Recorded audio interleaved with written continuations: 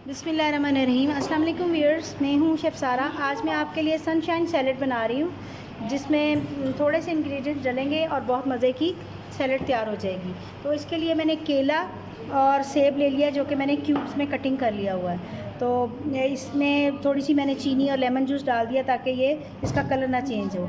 और फ्रूट का मैंने टिन ले लिया है, जो मिक्स फ्रूट का होता है। इसमें से सारा पानी मैंने अच्छी तरीके से स्टेन कर लिया हुआ है। और मायोनीज़ ले ली है तकरीबन 2 कप के करीब, और क्रीम इसमें टेट्रा पैक में डालूँगी हाफ़ कप, आधा पैकेट डाल रही हूँ। और इसमें थोड़ा सा लेमन जूस जाएगा तकरीबन 5 to 6 टेबल स्पून।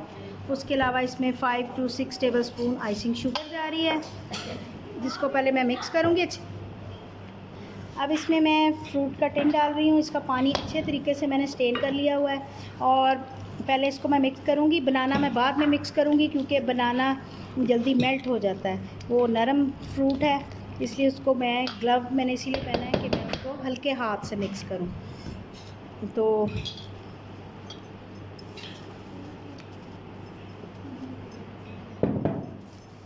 तो इसको मैं इस तरीके से मिक्स करूँगी ताकि ये बनाना मेरा ख़राब ना हो। अगर मैं चम्मच इसमें मारूँगी ना तो ये बनाना जो है टूट जाएगा। करने के बाद आपने इसके ऊपर कोकोनट डालना है, जिसको मिक्स नहीं करना, सिर्फ ऊपर डालना है। ये शाइन करेगा, जिसकी वजह से इसका नाम सनशाइन सैलड है। मज़ेदार सी सनशाइन सैलड तैयार है। उम्मीद है कि ये रेसिपी आपको बहुत पसंद आएगी। आप इसको लाजमी ट्राई करेंगे और मुझे अपनी दुआओं में याद रखेंगे। अल्लाह हाफ़िज़।